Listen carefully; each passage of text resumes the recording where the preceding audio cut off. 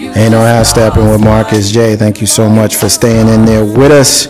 Live from the den, legacyinternetradio.com, as well as on MixLR. A couple of things we want to get into real quick before we move on into the next segment. We got our missing and or exploited child, as we do every single week. We profile, and this week's child is Hera Morgan, missing since March 19th, 2013. Hera Morgan is a black female, 14 years old, missing from Herndon, Virginia. I'm sorry. She's 5'7" tall, weighs 140 pounds, with brown hair and brown eyes. Black female, Hera Morgan.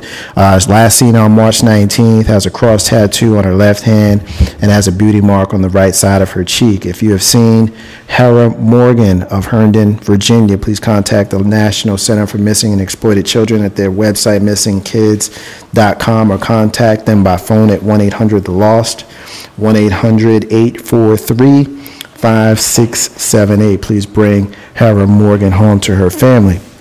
You know, have Steppin with Marcus J, live from the den of legacyinternetradio.com, and MixLR is being sponsored currently by the Doctor of Optometry, Dr. Euphemia Huggins Williams, ODPC. Give her a holler if you need to have your eyes checked. If it's been a while, you need some glasses, and you know if you do, if you need contacts, if you're having any kind of trouble with your vision, cataracts, glaucoma. We're a little bit young for all of that kind of stuff, but she can get you checked out. 804-327-1640. Her address is 7124 Forest Hill Avenue, Suite B in Richmond, Virginia, 23225. Has a great selection of stylish glasses. Check her out. That's where I go, and I know she'll take good care of you. Last thing, King Solomon Lodge number 27 in Richmond, Virginia is having their annual spring introduction party. It's a bring your own bag type of affair, but they've got plenty of food, lots of music, fellowship. It's going to be next Saturday on April 6, 2013 at 2523 Chamberlain Avenue. The time is from 10 p.m. to 2 a.m. If you're interested in the Richmond, Virginia area and you're looking for some tickets at $15 a piece, send me an email on Facebook, inbox me, or email us at legacyinternetradio@gmail.com, and I'll make sure that those tickets are made available to you. And you know how Steppin with Marcus J to be down with us tonight. We got What the Hell coming up now in the Diva Diaries in the following segment. To call us up and be down, 804-402-2893. Now, tonight, I want to go ahead and introduce joining us for this segment and on through the rest of the show for the Diva Diaries. Of course, the diva herself, the dating pool diva, author Charisma, has joined us. What's going on, girl? Hey, how y'all doing? I'm good. You doing all right? I'm sorry, I had to get your mic on. That's my fault. Am I on? Yes, you are on now. I'm sorry, that's my fault. So, how you doing? I'm good. How was the weekend? Everybody for me was doing good. You guys, fellas, how y'all doing? She asking everybody. No, I'm always great when I see Charisma and Miss T up in the building. Just wonderful. Yeah, and for the listeners, he got the big grin on his face. Of course, also joining us tonight is Miss Toyana for the Diva Diaries. What's going on, girl? Hey, how is everybody going? Hello. Happy Monday. We're doing fabulous, and we appreciate you guys asking. We're going to jump right into what the hell. You guys typically join us for the Diva Diaries, so it'll be interesting to get a lady's perspective in some of these cases that we have that kind of make us say, what the hell? And the first one is definitely a crazy one. This one, a young fella by the name of TJ Lane, who is a teenage school shooter who killed 3 students in a murderous rampage. He came to court last week for his sentencing with the word killer written on his shirt. He was sentenced to life in prison without parole, and he smiled and he smirked and he had expletives that he was yelling at the families. He's dropping, middle fingers and all kinds of craziness. So I'm gonna come to you, Dating Pool Diva, first. We know that you've got a background in counseling. What kind of sociopathic kid would, first of all, shoot up a school, which, that goes without saying. We know there's some issues there. But once he's been convicted, he shows up in court and he's got one killer written on his T-shirt, and I can show you so that you can get a visual of what this kid looks like in court with the word killer written across his chest. He's shouting expletives at the family, cussing them out, and throwing up the middle finger. What's your thoughts when you hear a story like this? It's very sad. You put the word right on it when you said sociopath, antisocial personality disorder. That's basically what he probably is diagnosed with if he was diagnosed. I mean, it's really sad. A lot of our kids are like this. They don't have emotion anymore. They don't have feeling. They just do things that are crazy, and they don't seem to have a conscience anymore. You know, I think it's really sad. I've heard of a couple murder-suicides that were recent. And I don't know all the details behind it, but I'm just like, what in the world is going on? All these people are killing themselves or killing other people, and it's just no reason for it. But yeah, we live in a society that's cold now, and unfortunately look forward to more of this in the future if something isn't done. Big Rope. 2 words. Uh-oh, here we go. Natural selection. This dude is terrible. Yeah. I mean, first of all, how do you get a pen so he can write killer on his shirt? That's what I'm trying to figure out. Second of all, he's lucky he walked out. No, there was nothing else after that. I mean, walked out. Because, you know, in the wrong place, you have a shirt that says killer, you just killed some kids. Yeah. Yeah, you might not make it back to jail. And then, he's not going to last too long in jail. He already knows he's about to be done. You think so? I'm not sold on him getting hurt. Well, here it is, man. It's not like he on some Jeffrey Dahmer type well, stuff. Well, it doesn't matter. Yeah, but killers get a little props in jail. Nah, not killers of kids. Not killers of kids, but he also killed kids his own age. Well, yeah, but that's not the point. Because basically you kill defenseless. When you kill someone defenseless for no reason, you have to have a reason in jail to survive like that. Yeah. He killed kids for no reason because I guess he didn't like them or whatnot. That's not good enough reason in jail. He ain't gonna last too long anyway. And then he gonna go mess with the wrong dude, and he's gonna be done. What's his name? TJ Lane. I mean, that TJ gonna stay for something else in a couple of days. So it is what it is. In isolation. Nah, I doubt it. They'll put him in Gen Pop, get rid of him. Yeah, he'll end up in Gen Pop, but I think we'll agree to disagree until something happens that he'll be accosted in the jail. But thought it was an interesting story. Got a couple of more that I want to move on to. This one is here in Virginia, and it's very, very, very sad. Young Caleb Gordley was a teen who was killed by a neighbor after he entered the wrong house. He went out with the homies, got drinking and partying. Apparently, they are somewhat new to the neighborhood. And he came home drunk and somewhat disoriented as to which house he was in. When he couldn't get in, he tried to get in through a back window, was able to gain entry, and the owner of the house heard him. They tried to call 911, and when the young fella, Caleb Gordley, continued to move about the house, he was shot and subsequently died of his injuries as a result of it. So I want to start with Toyana on this one. When you hear a story like this, what's your initial thoughts? I mean, it's obviously it's sad, but what do you think when you hear something like that? Yeah, I agree. I think it is sad. But I think the disgruntled part of this situation is that I'm hearing you saying he's underage. So who's the responsible party of giving this young man alcohol? The second one is, who's the responsible party for having his back? You know, where was his boys or his crew or whoever, or family members, whoever was with him to say, hey, this is not the right house. And then third, I can only imagine what the shooter or the family of the household has to feel. And you can't say they're wrong because they are protecting their property, not knowing the circumstances. So I feel bad for both families because he lost a young man and you have a family who's now scarred. Big Rope. And I understand that. However, how wasted do you have to be not to know where you live at?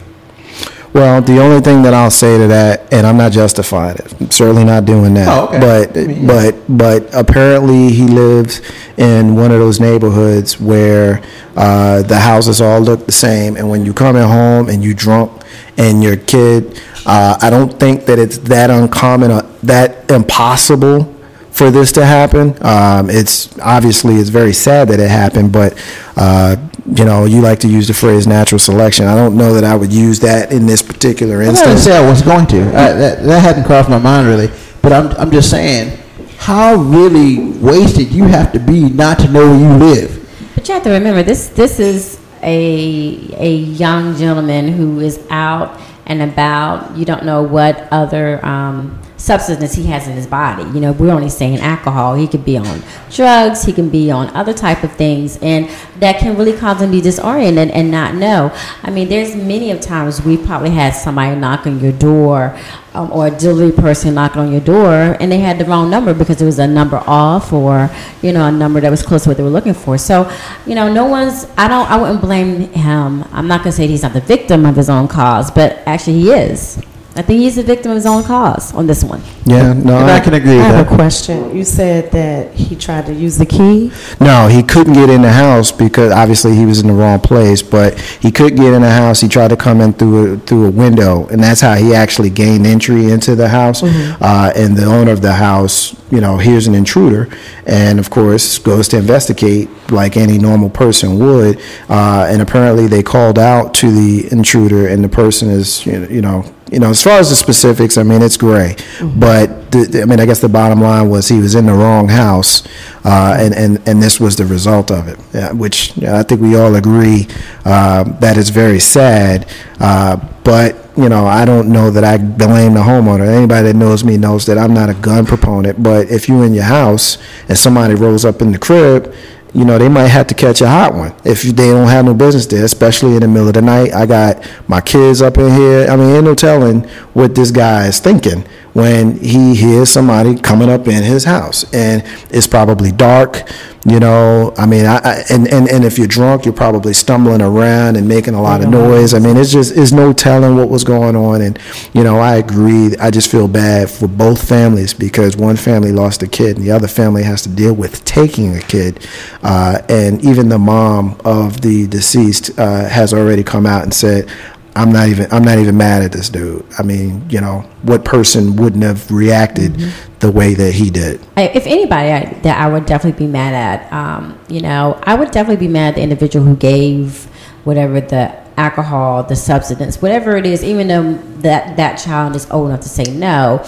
Well, really, he's not old enough to say no because he couldn't handle it. And so I think as a parent, I would be really, really teed off with that. Yeah. He's under the age, so someone's got to be responsible for that. I mean, I remember being a young person and of that age, and hopefully Miss Mama J is not Mama J, but Mom's J is not listening, Pops J, because I could tell you how easy it is to get some booze when you're young. Of course. You know what I mean? So whether it's traceable, if we'll ever know who was the provider of it, probably not ever. But I agree with you that that's somebody who does bear some responsibility in this, because had he not been intoxicated, it is very possible to think that he could have made it home. It's the same thing as grown people going to a bar and over drinking and going out and getting into an accident and killing 2 people, and the bar getting sued for over serving the person driving, and Big Rupe's making the face at me. I think that there's precedent there for that. Yeah. So if there's precedent for a grown-up over drinking and going and killing people in the bar getting in trouble for it, I think that it's not that much of a leap to have the same position that Toyana and I are having on this one. Now, what's your response to that? I mean, when does, personal responsibility come into play? Well, I agree with you on a personal responsibility level, but that's not what we're talking about. We're talking about how the law works. And how the law works is this person who provided the alcohol to this boy is going to jail. Is if they're ever found out. I mean, I suppose it's possible, yeah. But if they ever are found out, they're going to have a big problem. We're going to leave that one there. I Steppin, Marcus, Jay, got 2 more real quick. On this one, I want Jay Grizzy on this one first. This is a federal prison guard gives birth to cop killer's baby and names the kid Justice. How about that? You got a prison guard in New York. She's a federal corrections officer. She obviously had already been fired for having this tryst with this cop killer. The guy's on death row, not just cop killer. He's on death row for killing a cop, and she'd been having relations with the inmate, ends up pregnant. When she had the baby, she named the baby Justice. Now, before you jump in on that one, apparently she named the baby Justice because everybody in her family give the children biblical names, and the name Justice with a U is in the Bible. Apparently, he was well, we won't get into the Bible, but what's your thoughts on that? It's just coincidental that she named the baby for somebody in the Bible. She's a very benevolent CO. I don't, she's very giving of the box, so to speak. I mean, she was more giving. Yeah, she was more giving. I mean, he's on death row. I mean, I'm thinking if you work in the prison system, I'm not defending. I'm just telling you what I would think. And when I see things, I try to look at it straight from Greg's point of view. She worked in the prison system. She probably been there a long time. She's dealing with all these sexually frustrated, horny men. Now her character, as far as how she chooses to get down with, that's obvious. Give everybody a piece. Yeah. I mean, really? So so you're saying how does the inmate know that it's her baby? You're not supposed to do that. You're at work. I'm just trying to figure out how that's. I'm just trying to see how that's inconceivably to happen. Because she's a woman of questionable character, so she want to get it in with him too. She must have found him attractive in some kind of way. And if I'm the death row inmate, what you think I would do? Knock it. Yeah, I mean, he's the guy. I mean, obviously, I'm not putting any kind of. I'm not putting. He get it back. I'm not putting any kind of blame or responsibility on him in any way because he ain't got nothing to lose. He's on death row. And he probably don't even see women. Right. You know what I mean? Like he sees this guard once in a blue, but whatever. Her on the other hand, I don't see how any. How she has a job? I'm still. Well, she's been relieved from duties. Oh wow, really? Oh really? Yeah, she got fired before she got. Well, she got fired. Well, there was rumors that she had been having trysts with this guy, and that happens often. That was the result of what. Yeah, I have heard that happens often, but she had gotten caught from doing it, and in the process of them going through all that, she came up pregnant. That might be a topic for the green room. You might, yeah. Normally, it happens the other way around. Usually, it happens with a male guard in a woman's prison. Right. That's what's so. It's very rare that it comes out that a woman guard in a male prison. We getting a hit on the MixLR page. My man Hakeem in Jersey is saying that he's sure that it happens more often than we know of. Yeah. Lots of cats locked up have sex with COs and vice versa. Even the female COs pimp out some of the the female prisoners. Right. It's a widespread issue. Male prisoners male prisoners get theirs too. I think it was the last piece of what he said. Good point, Mr. Hakeem. I agree with that. All right, last one, and I'm gonna come to the dating pool diva on this one first. Yes. The parents of a child publicly punishes the disrespectful teenager with a embarrassing sign, and the sign says, and I'll read it to you and then I'll show it to you. I'm self-entitled teenager with no respect for authority. I'm also super smart. Yes, I have 3 Ds because I don't care. And apparently the parents made the kid stand in a public place holding that sign for all to see for about an hour and a half. So I'm gonna come to you on this one first. I love it already. As you more parents need to do this. As you can see, this is a copy of a photograph. It's a big old sign. You don't see the kid in the picture, which is I'm glad we don't see the kid. We don't need to see the kid in the picture, but you see the parents in this picture. So, dating pool diva, I'll come to you on this one first. What's your thoughts? I think the parents love their kid and they care about his outcome, and so embarrass him a little bit. Show up to the school, embarrass him a little bit. Do some things, get in their face, embarrass them. Because what's wrong today, and I see this with my work every day, that parents trying to be their kids' friends. And they try not to embarrass them. They're trying not to, step on any toes. Ms. Toya, but the kids are suffering because of it. I'm sorry. Go ahead, Toya. No, I agree too. I mean, I'm 1972 baby, so I can remember my parents actually physically going to the school if the teacher called and really laying down some leather or books or paddles, whatever they had back then, and got to it. So I agree. I love it. Big rope. Yeah, really. This would have never happened if they just beat their kid. Real talk. I would have never. That's not me. all that stuff there, that's never been rude, because my parents knew how to take care of business. And I'm not saying that you should completely abuse your child, but sometimes there's a time when you need to make them go get a switch, or you break out the belt. There are limits from beating your child out of love to help them learn something than it is, abuse. Spirit of God spoiled the child, right? Well, I will say this. Depends. Well, I will say this. We were all born in the 70s, everybody in this room, which would have us in our 30s and 40s. And we come from a different generation. We would more likely be the parents of a kid that's a teenager that we would have to do this. The point I'm making is how we came up is a lot different than how these kids are coming up. There's a lot, we don't need to make this a referendum on how we're parenting today versus before, but what I will say is this. I personally am not a fan of embarrassing my child. I'm not a fan of that. Yeah. So I, no matter what the situation would be, I wouldn't do that. Yeah, I just wouldn't do that. I am not a fan of embarrassing my child, but I'm also not someone who could ever see my child embarrassing me to the point where I would need to do that. Yeah. But you know what I mean? So that kind of speaks to the point that Ruben was making, Toyana. Well, I think our embarrassment back then was when we had to tell our friends we were grounded.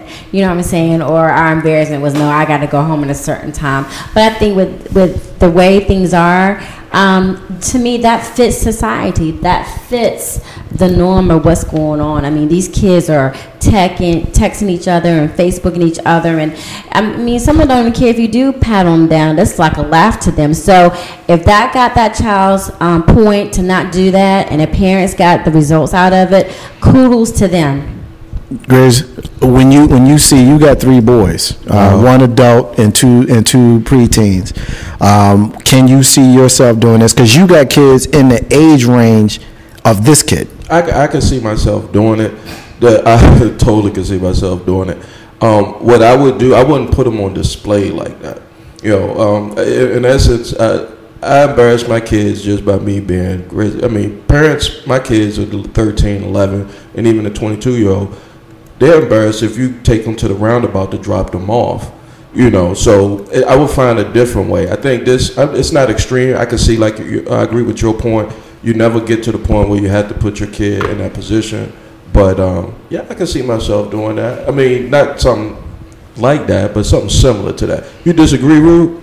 I could never do that. I could. The reason why I couldn't do that is because, first of all, at that age, I don't even know what age he said that kid was. No more than 13. He was like 16. That child, 16, definitely. By then, that child would have the correct foundation that would never happen. I agree with you. You're saying the same thing that Marcus J. is saying. But the thing about that is here's my personal.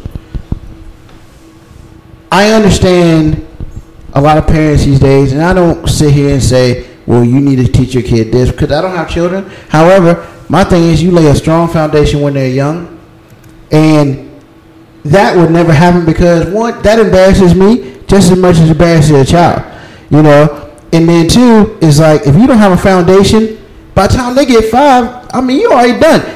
If their foundation is not strong, you're done. You're done when they get to 5.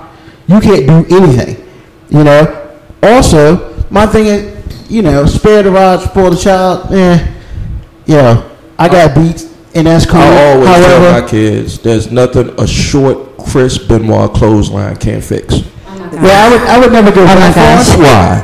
I personally would never go that far. However, the thing about it is, like we were talking about public embarrassment, my parents never publicly embarrassed me because I knew when I got home, the embarrassment I needed was at my house. When I had to not be able to sit down for 2 days, when I get woken up at 2 o'clock in the morning because I did something wrong, and we talk about it. I'm cool with the talking, but if you don't have the foundation, that kind of garbage, that's just stupid. Okay, I'll say this. I wouldn't necessarily do the exact same thing, but I agree with the embarrassment factor because I bet you he learned.